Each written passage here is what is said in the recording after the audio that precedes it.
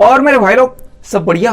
दोस्तों, क्लेंजिंग का मतलब होता है प्यूरिफिकेशन, तो सेक्सुअल क्लेंजिंग का मतलब हो जाएगा सेक्सुअल प्यूरिफिकेशन, यानी कि सेक्सुअल शुद्धिकरण। तो आज की इस वीडियो में हम जानेंगे कि अफ्रीका के विधवा औरतों को सेक्सुअल क्लेंजिंग यानी कि सेक्सुअल शुद्धिकरण के नाम पे कैसे अश्लील और दर्दनाक परंपराओं से गुजरना पड़ता है। In some parts of Africa, widows are considered impure and tradition dictates that they must be cleansed of their partner's death. Africa के केनिया और टेंजानिया जैसे देशों के कुछ रूरल एरियाज में विधवा औरतों को अशुद्ध माना जाता है। उधर के लोगों का मानना है कि मौत के बाद भी पति की आत्मा जो है इस विधवा औरत को अपनी बीवी मान रहा होता है, तो बस इसी कनेक्शन को तोड़ने के लिए, इसी अशुद्धता को दूर करने के लिए शुद्धिकरण का प्रोसेस अपनाया जाता है। और जो कोई भी विधवा औरत इस क्लेंजिंग यानी कि शुद्धिकरण के प्रोसेस से गुजरने को मना करती है, उसको समाज से निकाल दिया जाता है। And the ritual typically goes like this: you begin by having sex with a stranger on the floor. और ये परंपरा कुछ इस तरीके से होता है।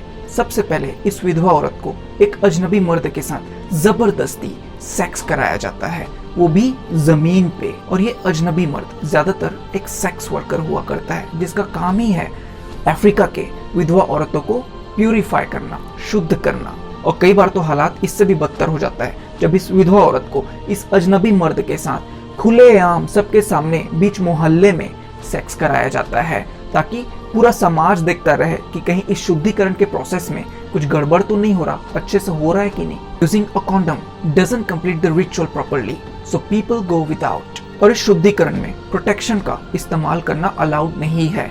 ऐसा माना जाता है कि प्रोटेक्शन का इस्तेमाल करने से ये शुद्धिकरण का प्रोसेस अधूरा रह जाता है, ईमानदारी से हो नहीं पाता। अब इस बात को नोट करके रखना कि एक विधवा औरत को एक अजनबी मर्द के साथ जबरदस्ती सेक्स कराया जा रहा है, वो भी अनप्रोटेक्टेड, और किसी को मतलब नहीं रहता कि वो अजनबी मर्द कहाँ से आ रहा है, कैसा इंसान है, ज्यादा वायलेंट तो नहीं है, कहीं उसको किसी टाइप का बीमारी तो नहीं है। In the morning you burn your clothes in the sack you slept on and the man shaves the widow's hair।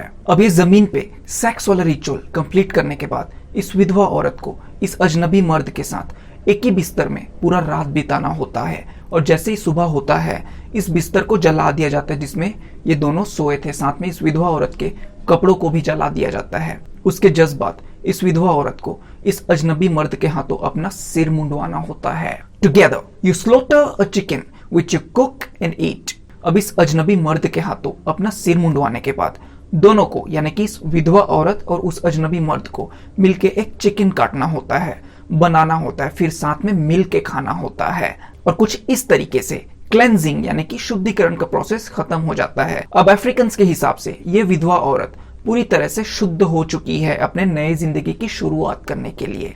After the cleansing, the widow is traditionally inherited, whereby she marries another man, usually a brother-in-law।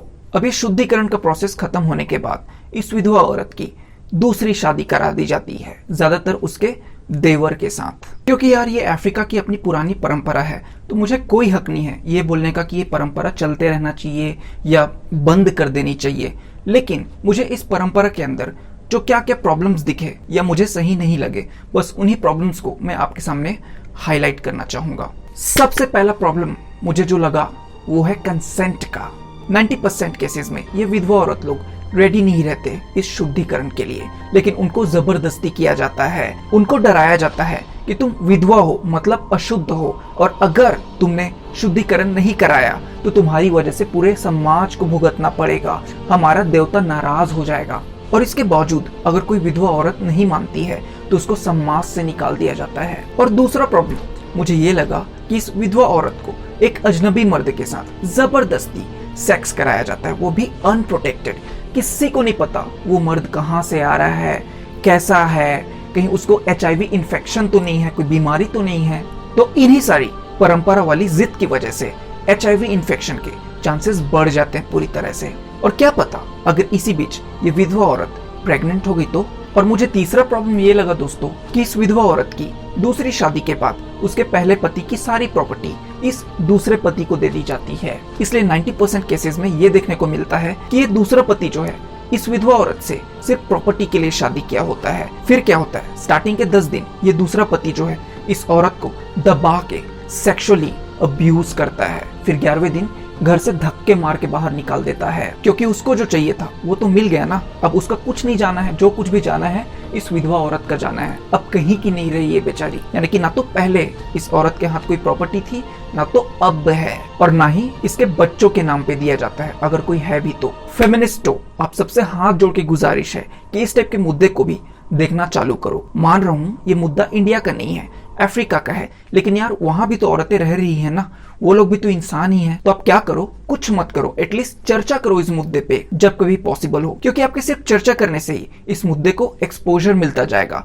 और जितना ज्यादा इस मुद्दे को exposure मिलता जाएगा ना, उतना ही ज्यादा इस पुरानी परंपरा पे प्रेशर आने लगेगा इसको खत्म करने का या इस पे सवाल उठाने का। तो आपने देखा ना किस लेवल की पेट्रियार्की खेली जा रही कई जगहों पे। एक विधवा औरत को किसी जानवर से भी बदतर ट्रीट किया जा रहा है। Anyway, that is it for today. Let's call it a day. Hasta la vista.